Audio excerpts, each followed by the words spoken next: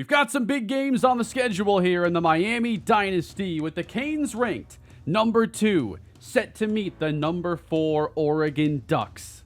We played Buffalo in this season debut, and what that game taught us was that we know we have to stick with Colin Kunalik as our quarterback, as David Kinoy did not make the most of the drives he had, and Kunalik was better.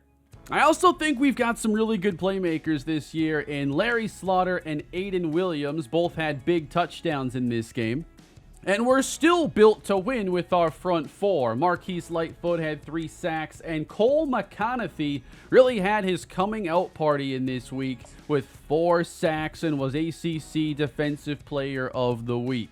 But now we take things up a few notches to take on a top 5 team and show that we are one of the best teams in college football, despite the players that we've lost over the last couple years.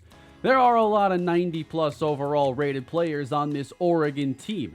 I noticed, they're so good at linebacker and D-tackle, and then guard also pops. So I'm expecting a tough, hard-nosed, physical team. Not going to give up, a bunch of big running lanes or yards after contact. I'm expecting this game to be pretty low scoring. They have a good experienced quarterback in Austin Novosad, but their playmakers aren't all that developed. At running back, they have nobody that is above an 80. Their ball carrier vision, awareness, these ratings are all on the lower side. And then at receiver, just barely creeping into the 80s. They do have some speed. Dom Gash is a redshirt freshman who can definitely gash the defense with that kind of explosiveness. He wears number 15, and he can fly. Man, those uniforms look good in here. Wow. Oregon hosting Miami. We got ducks on motorcycles and a lot of action headed your way in today's episode. If you haven't already done so, please subscribe to the channel for more college football 25 content here in the Miami Hurricane Dynasty. I also got an MLB The Show series on the channel if you'd like to check that out if you're a baseball fan. But let's get the action underway. I'm excited to see if Colin Kunalik can show us he's ready for big games like this. We had a great regular season last year, but the success did not carry into the postseason. We've got to see him protect the football better, help us make big plays, and continue to show the Canes are back on top. So we're going to start on offense today.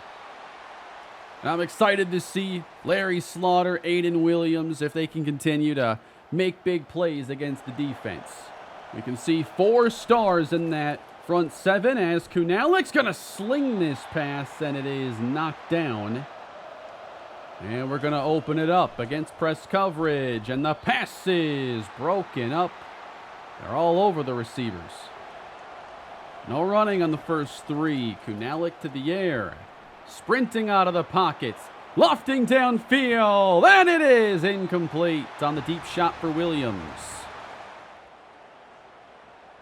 Yeah, that's an interesting matchup to watch for. Can their quarterback run away from one of the speediest, fastest first step pass rushers in all of college football? Marquise Lightfoot wearing number 12. And on the first play, Novosad rolls his way and throws a strike. 29 yards on the connection. And we got the Ducks going empty on second down. And pressure arrives. Ball is out. Oregon saves it, though. The left tackle scoops up the ball. McConaughey and Lightfoot combine. These two could have incredible seasons. I'm expecting double-digit sacks from at least 2 members of this defense. Third down and 19. The pass. Oh, he caught it. How did he do that? We had a defender right there that never located the football. Oregon red zone trip. They'll bring motion. Novosad keeping. And he doesn't go anywhere. I have no clue how they completed that pass. But they go with trips to the right. And running to the left. Good tackle. Split back. No tight end. And it's 3rd down and 7. Novosad to the end zone. Touchdown, Oregon. Protection was good, and Gash gets open.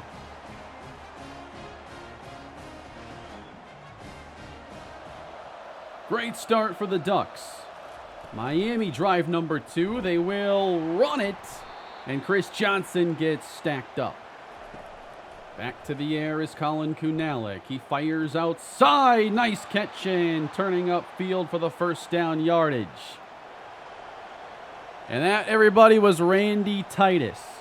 And as I was editing last episode, it really started to hit me what I want him to be in this series as the pass is hauled in. He's an athlete who has receiver skills, running back skills, and that includes some power.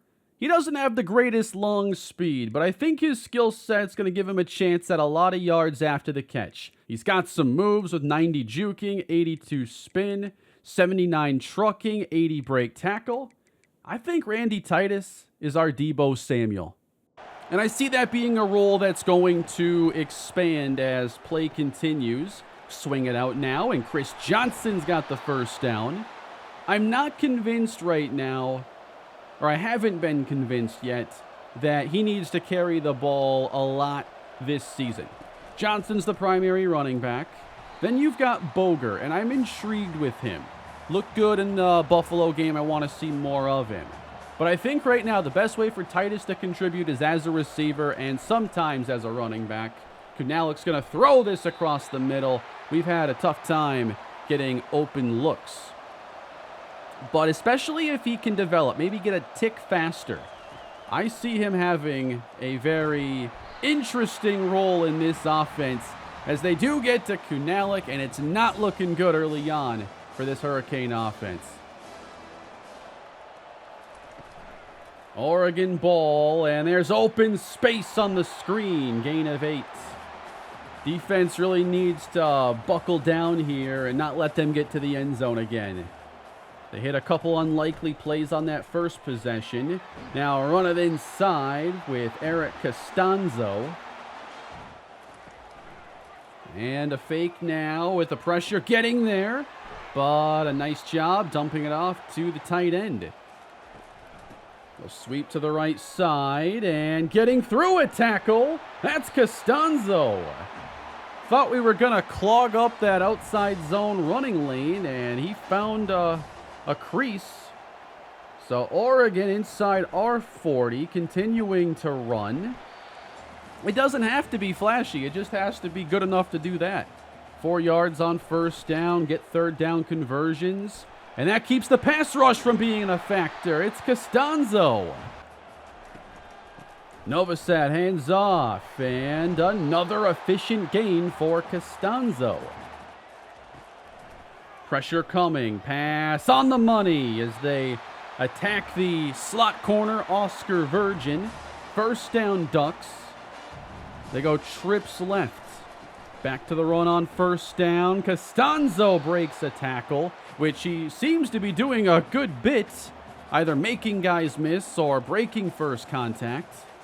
1st quarter winding down, and Costanzo dives in. Touchdown, Oregon.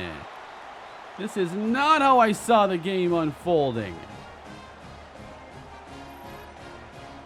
He's only a 79 overall running back. What does he do well? Trucking is solid. The ball carrier vision, 88. That is pretty high. And notice how easy it's been for them to get those first few yards. Not hitting them in the backfield, not forcing any negative plays. There's already one change here I want to make. We are down one of our linebackers right now, and I've been prioritizing coverage. Not today. We're going to put in Damian Rawlings, who is a much better run defender than most of our linebackers. But we really got to get a drive together here. This is not a good feeling, and we do not want to get blown out in a game like this. Losing is one thing. Getting annihilated is another.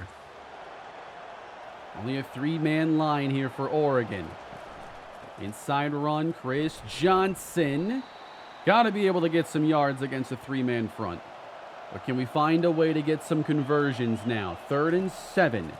Kunalik Firing downfield, the overthrows Aiden Williams. Incomplete. There's one change I made to the settings prior to this game, too. I have no idea if it matters with anything in slow sim, but I changed my passing setting from, I play on placement when I'm playing regular in this game, just my Buffalo Dynasty. I turned it on revamped as we got into the game, because I've noticed that the pass trajectories have not been very good. And I don't know if any of those settings could impact CPU quarterback trajectories. But I've noticed it a lot from CPU quarterbacks when I'm playing on placement that it doesn't work too well. Costanzo shaken up on this play. And I will say, like, when I'm personally playing with placement, it is a difficult setting to manage the trajectories. I throw bullet passes on accident all the time. So I'm like, it couldn't hurt to put it on revamped here for slow sim. And he did try, lofting that pass out to Williams. So I don't know if it matters, just an observation and something I'm experimenting with. Oregon first down, flag on the play, it's incomplete, and should be a penalty on them anyway. An eligible man downfield. But I noticed especially Keenan wasn't throwing with any touch.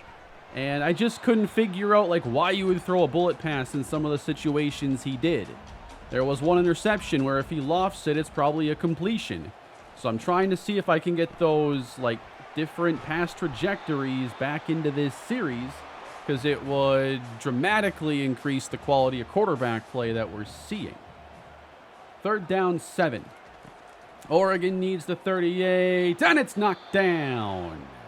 I'll probably get into some simulating after this drive, but I really want to see Miami figure something out.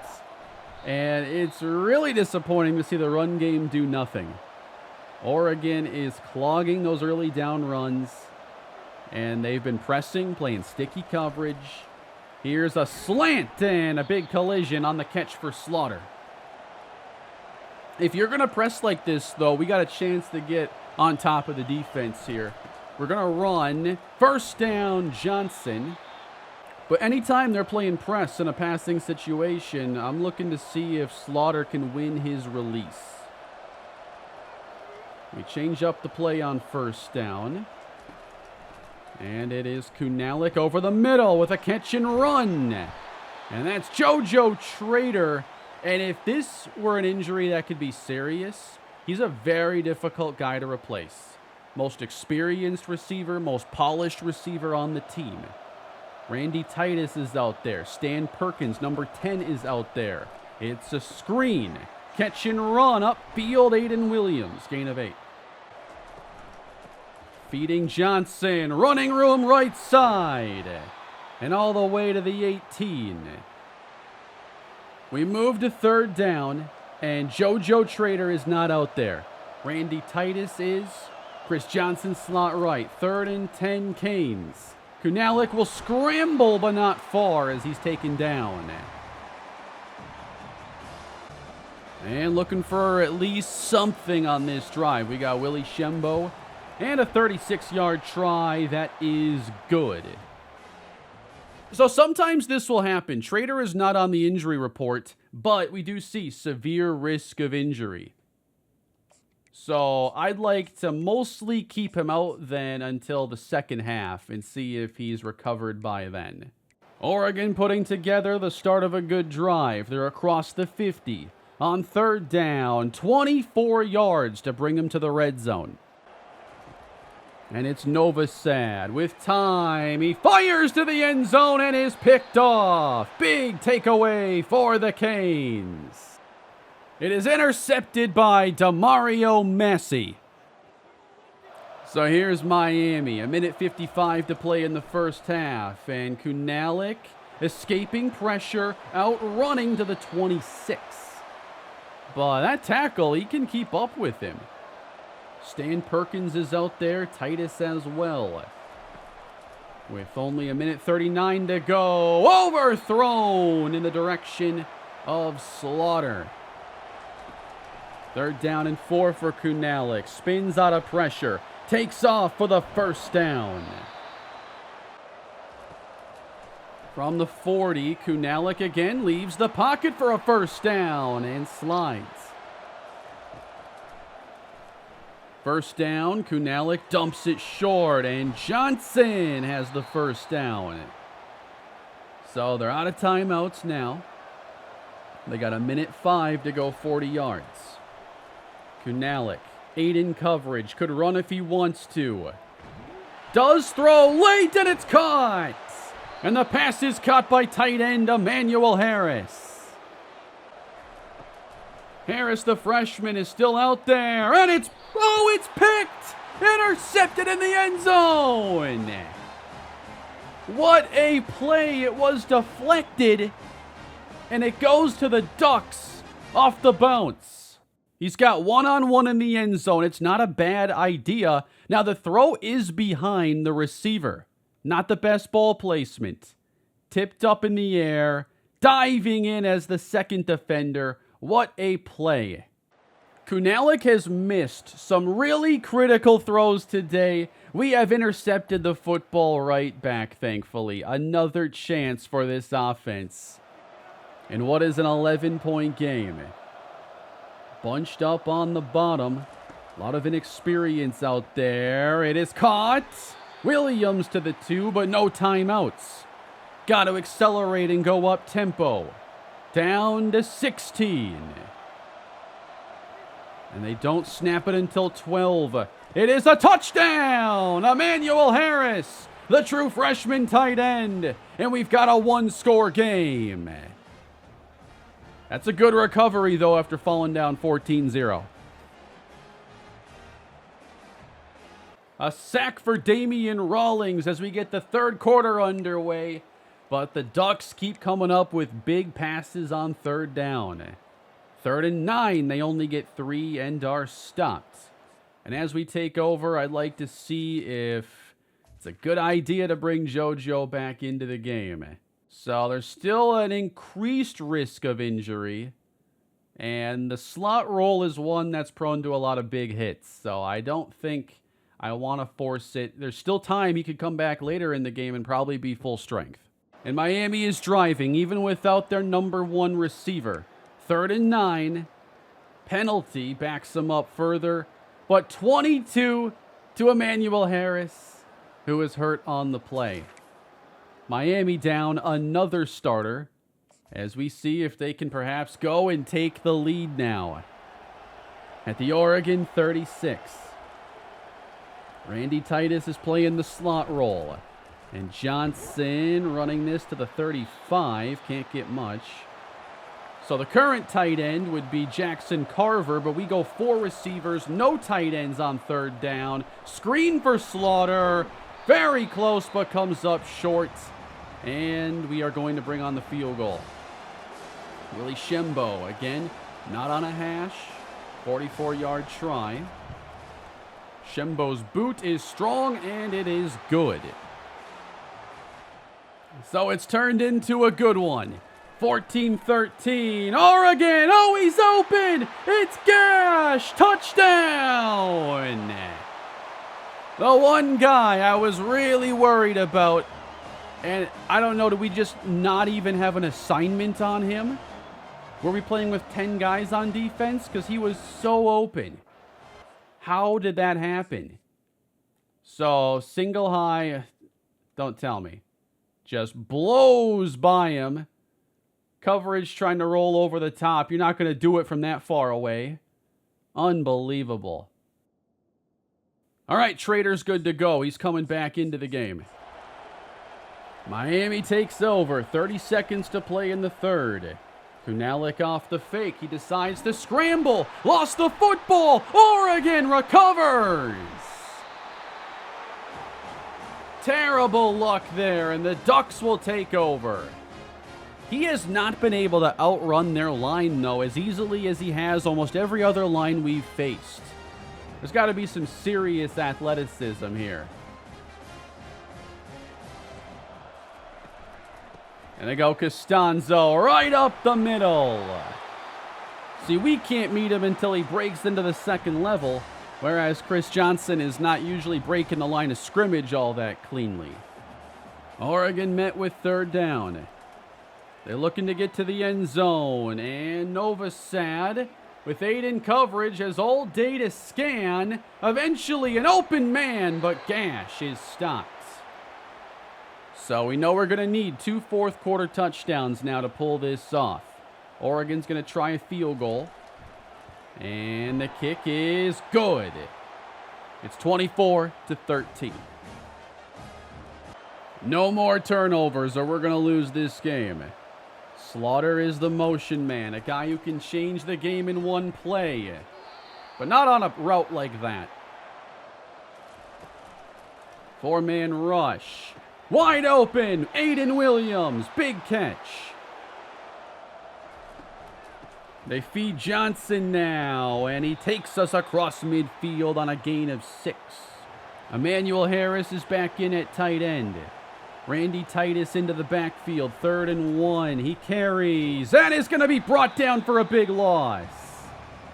And you've got to leave the offense out there. You got to dial up JoJo here, I think, for a conversion. Kunalik completes. And that's Emmanuel Harris. A lot more busy in this game. The fake and the pressure gets to Kunalik for the 5th time. They're all over him. Usually our offensive line is a major strength, and they have not been in this game. 2nd down, another sack, and Kunalik is down. Unbelievable.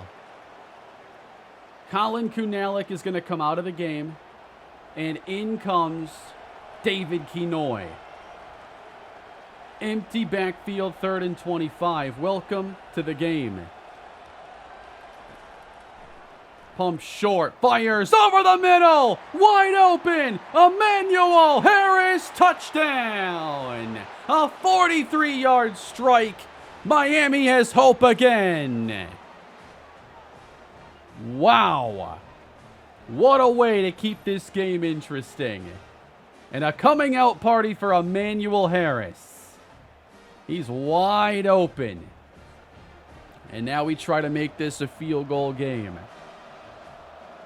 Titus, the 4th receiver.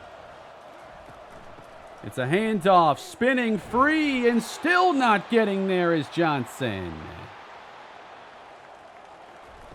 We've got to get the football back. That means we got to stop the run. Rawlings whiffed on the tackle. It's a gain of 5. Rawlings wears number 6. If he's going to make an impact, it's going to be as a run stopper. Keeping Novosad stuffed. 3rd and 7. We have been very bad on 3rd down defensively. We send pressure as they counter with a screen, and cutting inside, they got the 1st down. Timeout, as injuries have been piling on here late. They didn't even tell us who got hurt, but no one has a charged timeout. Rolling as Novosad gives it to the running back on the dump off. We're going to go inside 4 minutes. To the air on 2nd down. Pressure on Novosad, throws it away. But it's really come down to 3rd down over and over again. Oregon has had the advantage. Lightfoot, good jump, spins away. Firing, caught, out of bounds. No, they reviewed it. And it's overturned? It looked like there was no way. Right foot in, the left foot, it's down there. Okay, if you're saying that's when the catch is secured, then it's a fine call. I love these Oregon uniforms, man. I've been really just enjoying seeing those all game, but Gash makes the catch, has a 1st down. Another big conversion. We're just not getting off the field. And, you know, we played well against Buffalo, but it's still a new year. We don't know this team front and back yet. You know, is this defense struggling because it's Oregon? Or could this be a sign of things to come? They run the play clock down and feed the running back. Nice hit by McConaughey, but I don't like seeing all these 5-yard gains on 1st down. In a 5-point game, Oregon into field goal range. That's going to be stuffed. Lost the football, and the Canes take it. We got the ball. What a play. We swarmed the ball carrier. The Duck fans are stunned. We've got our opening. Zaquan Patterson gets shouted out here. Let's see the hit. He does come in as that second defender when he was stood up. And Kunalik is back in. 5-point game, guys. This is what it's all about. We run with Johnson. Has an opening. First down. Timeout. I think that's called too early. Johnson. He's stuffed by one defender this time. We're down to 1:40 and we're going empty. Colin Kunalik, what do you got? Pressure gets to him. 94, man, he can play. I don't know these Oregon front 7 players well, but they've been really good. 3rd and 18. Get a chunk here, please. Nice gain of 10. And now the game's essentially on the line. You already blew a timeout. They're going to jam the outside receivers. Kunalik, he's got him. First down. I thought he was going to slaughter. I thought we were getting 6 there. But the game continues for Miami. They're down to 1 timeout. Kunalik under pressure. Lofting. Knocked away from Aiden Williams. 4-man rush. Hit down again. Kunalik, for the second time, is going to have to exit. David Kinoy already threw 1 touchdown pass. He's coming in relief again. 3rd and 17. Pressure picked up. On the move to the end zone. Touchdown! Aiden Williams! He does it again! David Kinoy! And the Canes take a lead with 56 seconds remaining. Are you kidding me, David Kinoy? I was so down on him after last episode. What a dart to the end zone. 2 massive touchdowns. But I'm telling you, these 3 yards are just as important in a 1-point game. Kinoy. Johnson, give me the 2. Canes up 3. I had no idea we were getting into the game of the series today, everybody. The Ducks now trail for the first time. They have all their timeouts. Novosad, empty. They got a long way to go. Feels the pressure. Dodging and throwing away. 4-man rush. Novosad under pressure, and Ladd got to him. And he's sacked. They're all the way back to the 6. 2 timeouts left for Oregon. Facing 3rd and 22. In his own end zone. Novosad dumps it to the 10. And the game is now on the line. They'll hold the timeout. And they'll have under 30 seconds now. They've got to get a big chunk on this play. Lightfoot got a good jump. Way too short. Oregon's going to lose. And the Canes take over. Kunalik will kneel it out. And Miami has scored the biggest win of the series. What feels like one of the biggest wins. One of the most improbable wins. We've won an ACC title. That was pretty big. But wow. We pulled off a comeback that last season I don't think there's a chance we complete. In these situations, we have folded, often committing costly turnovers. And today, with Colin Kunalik forced to leave on multiple occasions, David Kinoy throws 2 massive touchdowns. And the quarterback talk, I guess, is reintroduced because that was spectacular. What a stat line here for David Kinoy. 2 of 2 passing, 2 touchdowns, 100 yards. I cannot believe that. Kunalik wasn't even bad, but he missed some opportunities out there. Some downfield throws were not on the money. The interception, that's the kind of one where, you know, it's just going to happen sometimes. He threw it behind the receiver. It got tipped. Second defender comes over, takes it away. I don't know if, you know, like I said, why would the passing input mechanic matter for CPU gameplay? I don't know. I'm not even saying that it does definitively matter. But it did feel like Kunalik's accuracy was quite varied in this game. The overthrows felt like something new. I guess I'll keep it on revamped here. It doesn't hurt. I'll just have to switch it to placement for my Buffalo stuff. I enjoyed that game. We couldn't run the football, and we still got it done. I can't believe that. Poor running game, down 14-0, and this is how it ends. Aiden Williams scores, Emmanuel Harris with 2 touchdowns, and a massive forced fumble by Zaquan Patterson to make that comeback possible. That was probably the most fun I've had calling a game in this series. That is why I love doing slow sim franchise content. And, you know, the games haven't been at that top tier in this series. I think the stuff I've done on Madden, as far as like on field, the quality of gameplay has been higher in my Madden stuff. But that game felt like the kind of game I hope sticks around. And thanks to that victory, Miami is your new #1 team in college football. USC behind us. Rutgers is at #3. Penn State, Pitt, that's your top 5. Oregon falls to #9. They're a very formidable team, but committed the big mistake at a very bad time. What a finish, guys. We got to talk about quarterback David Kinoy coming through in a massive situation. 2 touchdowns on 2 throws. He did not look good when he got a chance in week 1. I wasn't expecting to see him again. What does this mean for week 3? Is Kinoy going to start?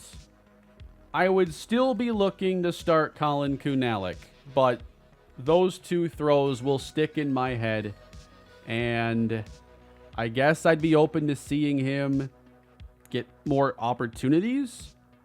But will those happen without an injury is kind of the next thing. Do I choose to put him in?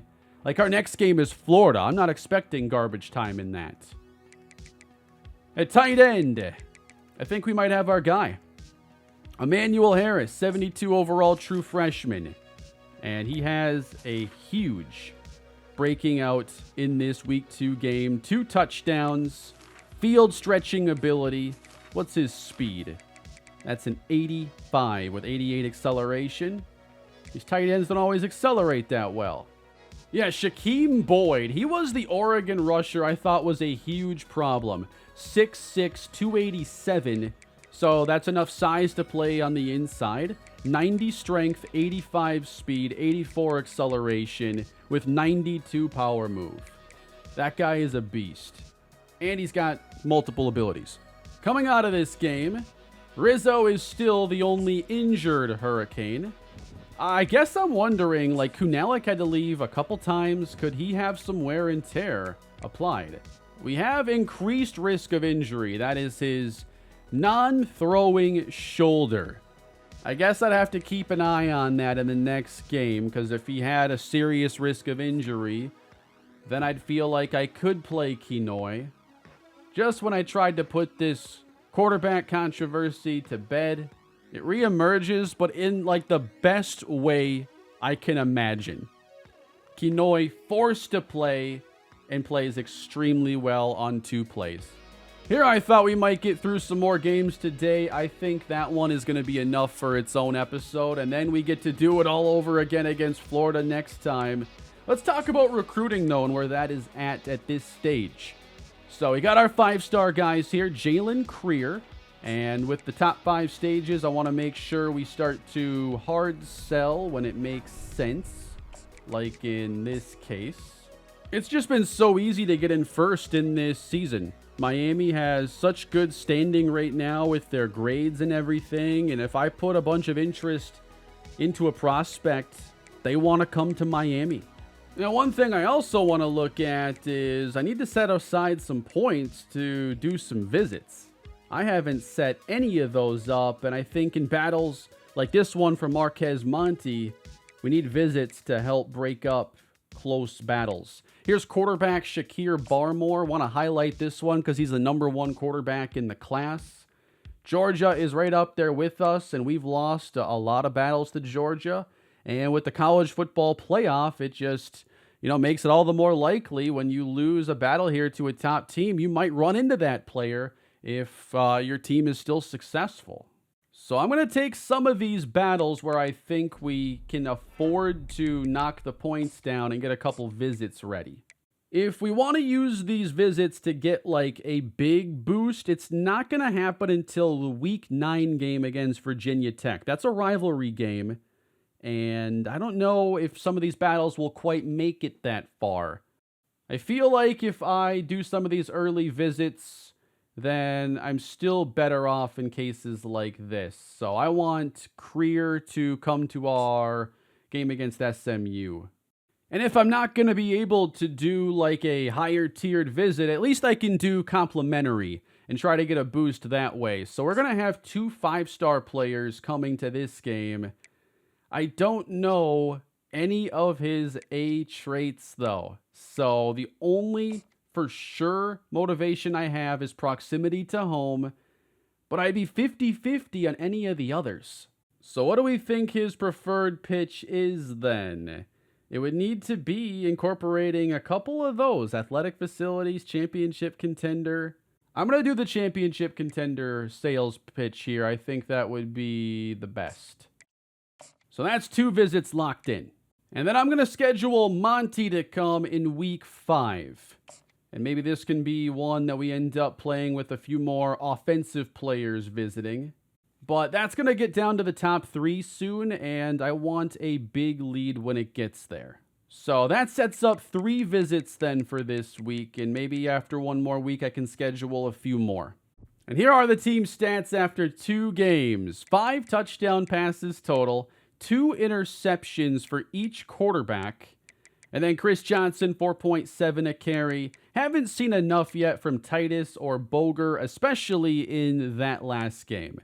Aiden Williams, though, is our most productive receiver so far. He's been, a consistent target in the first 2 weeks. So this addition in the portal is looking very essential. McConaughey still leads us in sacks. We did not get nearly the pass rush I expected against Oregon. They were all over Kunalik. We only had, it felt like, part-time disruption. But that is going to do it for today's episode, everybody. Thank you for watching. Looking forward to your thoughts down in the comment section on one of the most exciting episodes of the series. If you enjoyed that, subscribe to the channel for much more of it to come. Please leave a like, and I will see you all in the next one. Let's do it again soon. Have a great day.